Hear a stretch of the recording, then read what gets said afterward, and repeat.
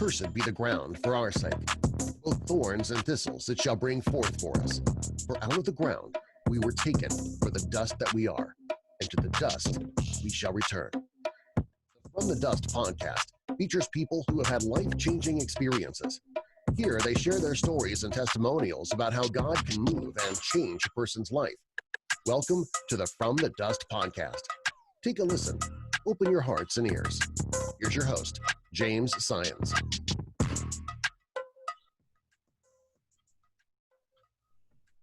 Hello, and welcome back to From the Dust podcast. And if it's your first time here, welcome to the show. Whatever you are and whatever you do, hope you are highly favored and highly blessed. Well, today, my guest has been through some things where she explains it. She's the founder of Exploring Expressions. Let's welcome Brandy Shampoo to the show. How are you, Brandy? I'm wonderful. Thank you. And it's good to have you on through the emails and stuff. And I can understand you've been through some things, and you out of it you're doing some pretty good things. So let's just get right into it. How was your childhood, and where did you grow up? So I was actually born in Germany. I was a product of military parents. And so we grew up moving all around a new school every year until I reached, junior high and high school. Wow. So you were military, so you probably been through grew up in a lot of different countries and cities, am I right? We did. We went to Germany twice, and we've been all over the United States, which is, a blessing and a curse. You get to see and interact with a lot of people you normally wouldn't. And it gives you, or for me at least, it gave me a love of the world and a love of learning. And, that has since carried me through. But on the other hand, it's hard to form close relationships when you move every year. Yeah, I was just going to ask you, it's hard to make friends, right? Yes, it is. But at the same time, like you said, you've seen a lot, so that's probably a good thing too. You were talking about the message that you went through some things. You want to talk about some of the things you went through? Well, it's funny. I like to tell people that I've become an expert at rising from the ashes. Because starting from probably teen years, I had a couple periods of homelessness, and I have 3 children from 3 different people. So I'm one of those people who shouldn't have made it, who shouldn't be living their best expression, but now I am. I had a period of time, I had an abusive marriage, and there's a period of about 2 years there. This was probably 2012, I guess, that I ended up leaving an abusive marriage. And really there was a time I ended up having to send my children away for about 6 months because my ex-husband was making threats towards them. And on New Year's Eve, I went out and I came back only to find out that he and his buddies had broken into my house and taken everything, like everything. They took the stove. Not sure how they managed it, but a couple weeks later, I fell and I broke my knee. So if you can think of Valentine's Day 2012, I was alone in an empty house. I couldn't work because, I was in a wheelchair. He had stolen my car, so I had no car. I didn't have my children, waiting for this man to come kill me because that's what he had been threatening. And it's moments like this, and I've had a couple of these since, in my life, that have been those moments where you just hit bottom and you think, what am I going to do now? And that's something that has carried me through, is that, I have these survival strategies. I call them survival strategies for when life isn't fair. And those times when I sit there and I say, what am I going to do now?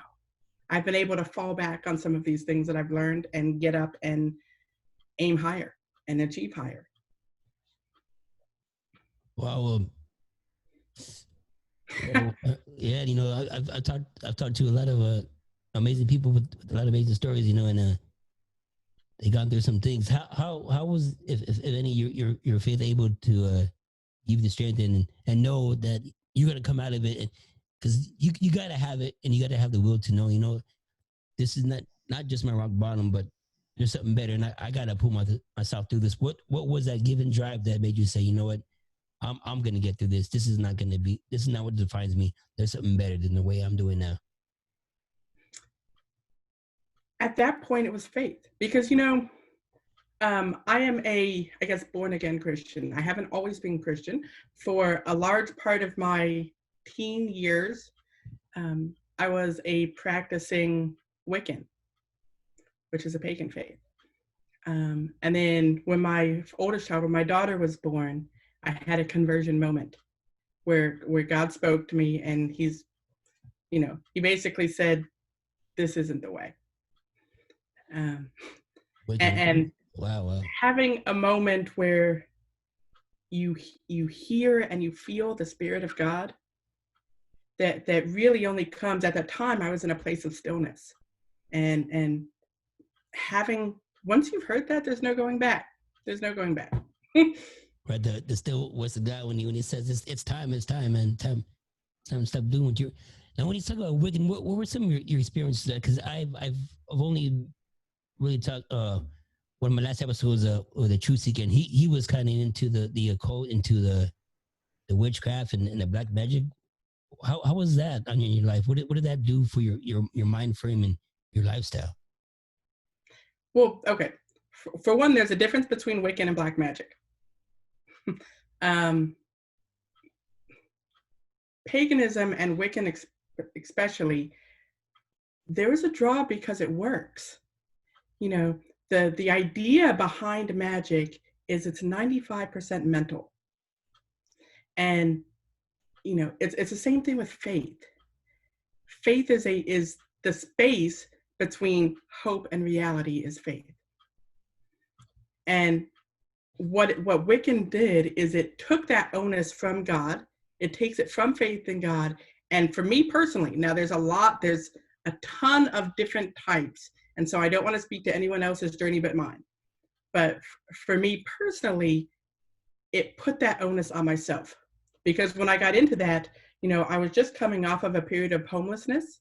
When I was in high school, my parents moved and left me behind. And so I was homeless for a period of time. And it kind of shook my faith. And I entered a place of, if I'm going to do it, I have to do it myself. It's on me. If I'm going to survive, I have to have the control. And Wiccan gave me that. It gave me that control over a world that at the time was very out of control for me. And it wasn't until, like I said, it wasn't until my daughter was born that I couldn't look at her and not see God. Wow. What did God and religion and Christianity give you that following Wiccan couldn't? Faith that there's more than this. I mean, I can tell there's been a couple of periods in my life that I've truly spoke to God and I've put my faith in it, and it's always ended up good. And case in point, after the I call them the dark years, the couple of years after I left my husband, I ended up getting pregnant. I had heart failure, and I spent most of my pregnancy confined to my bed dying. And so it gives you a lot of time to think about the idea of, is there more than this? After I got through all that, and after the tornado and everything, I got a phone call about a job I had never applied for, from somebody I'd never met, that said, how do you feel about Georgia? And at the time I was like, I know it's a state, it's not someplace I'd ever been. I had no family there. There was nothing in Georgia that I knew or cared about. And the person on the other line said, well, we think you should move to Georgia and work for us. And I had my 3 children. I had this baby. At the time, I also had 3 foster children. And so I was a single parent to these 6 kids, and all of this going on. And by that point, after having gone through that period of pregnancy and lying there with just me and God because there was nobody else, I went to bed after that and I said, I can't just pick up and move, God. I don't have any money. I have all of these children. I have 2 jobs. If you want me in Georgia, you will have to find a way. Okay. The very next week, this person called back and said, we forgot to mention we paid relocation. Wow, that's you. I wouldn't say challenge, but when God has a plan and you just like you spoke it, you prayed it, you got I understand what you have for me, and you prayed, God, this is you. You spoke into his existence and he provided. Wow. Now, Yes. let's back up for because the listeners and the viewers don't know what we've been talking about, but you went through a big natural disaster. Yes. Let's talk about that one. I've actually been through, coming from Oklahoma, you go through tornadoes, and I've been through a couple. And, I've had my house taken and all of these things. However, the one that sticks out, and I call it my absolute worst moment of my life. And I've been through a lot of dark moments. So for this to be the worst moment of my life, and what happened is this was right soon after. So my baby was born in the end of January. And so this would have been that April or May, I think it was May in 2013. And so I was just recovering from heart failure. I had this baby, this, newborn baby. My oldest child was in junior high, and my middle son, who's got autism, was in elementary school. And in Oklahoma, you kind of know earlier that day that this is going to be a weather alert day. And so I decided, let me get my baby and let me go home because the weatherman was talking about storms. So I get home, my older 2 kids are at school. My daughter has a cell phone. She's not even supposed to have it at school, but she has it. And the sky starts getting dark. The weatherman, if you can imagine, is screaming over the TV. There is this monster tornado heading your way.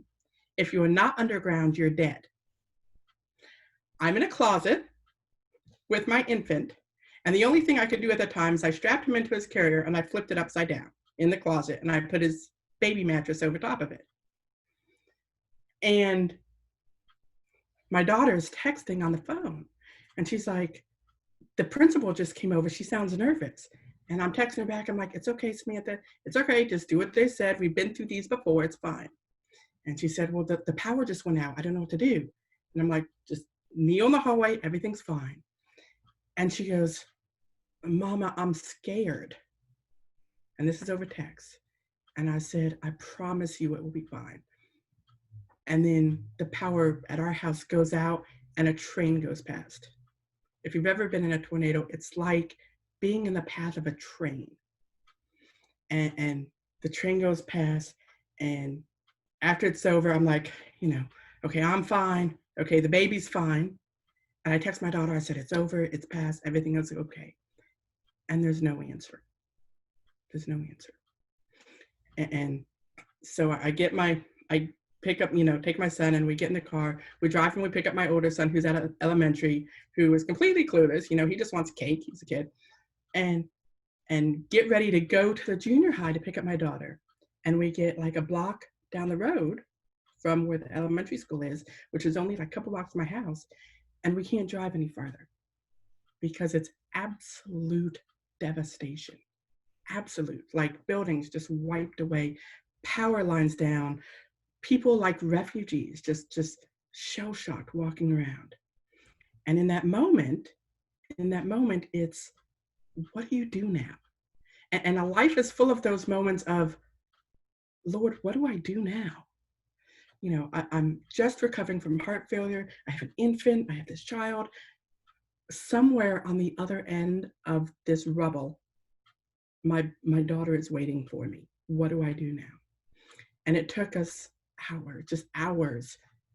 Me and my 2 children, with the baby in the carrier, my little one by the hand, crawling over down power poles and around rubble and through all this hours to get to where the junior high was, which is about like a 1.5 miles-ish, I guess, away.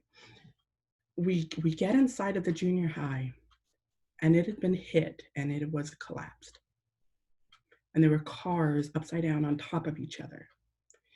And you look at it, and the only thing in your mind was, how can somebody survive this? And I walk around the corner, and I'm like, Lord, how can she survive this? And I walk around the corner, and my daughter is sitting on the grass in front of the rubble of the school. And she's like, Mama, what took you so long? And that's faith. She knew I was coming. And that's the faith. It was only probably less than a year after that I got the phone call to move. And sometimes you go on faith. And that's what going through something like that there, but for the grace of God, go I. There were 3 schools were hit that day, and I believe there were 7 children killed. Wow. And my daughter wasn't one of them. I never been. I live in California. We don't have too many tornadoes, but what we do have, we have earthquakes.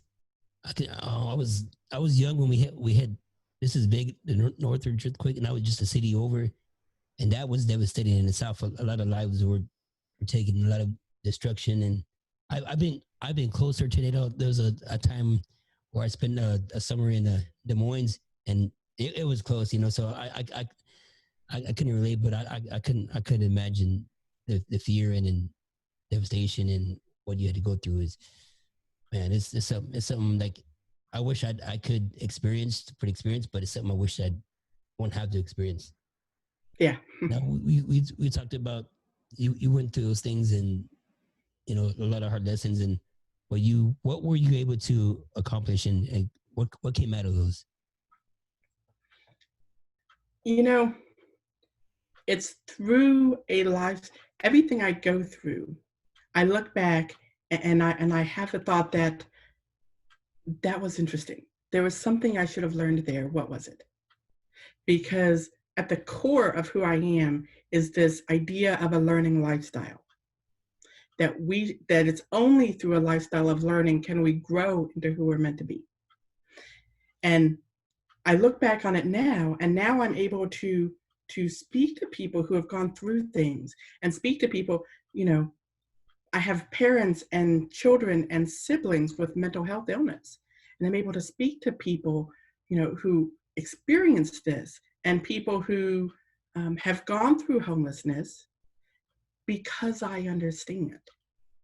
And I'm able to say to people who, like now that we're going through the COVID thing, and so many people are home suddenly faced with homeschooling their children.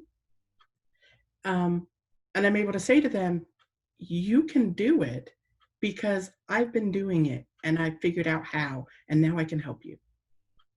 And even through times of trial, and I have to say I've been through my share, I think it's given me a compassion and an empathy so that now I can help people because I understand it. Right. I don't call it, well, I wouldn't call it a curse or a blessing, but what helps is you can relate. I find it when people try to, whether it's through ministry or whether it's through certain means, when people, so, well, let me help you. Well, what do you know? What can you relate? But look, when you go through the things and the situations, it's easier for you to help someone when you can relate to them, when you can relate to the situation, to the hardships, to the trials, or even through, breakups, divorces, devastations. I believe God puts us through avenues and ways, lessons where, we can come across that person, and for that, we can help that person, just like you're doing with your organization, your company, Exploring Expressions. Am I right? Exploring Expression, yes. Yeah. You want to talk about that and what you do and how you help people with that? Sure. We have a couple of services that we offer. Our main goal is to help adults become the very best expression of yourselves so that you can help your children learn easier and better and more natural. So we do 2 things. One, we have services for children. We create K-12 curriculum, because I'm a curriculum developer. I'm an author. I write children's books, especially focused on, I have a whole series focused on special needs and mental health and how to speak to your children about that. But we also work for the adults. We do coaching, we do consulting type of services. I have a book that's coming out and has a course with it that'll be out 1st of August called 90 Days to Your Better Expression. And it's all about how to grow into the person you're meant to be, because we all have a purpose, and how to discover that and how to get there.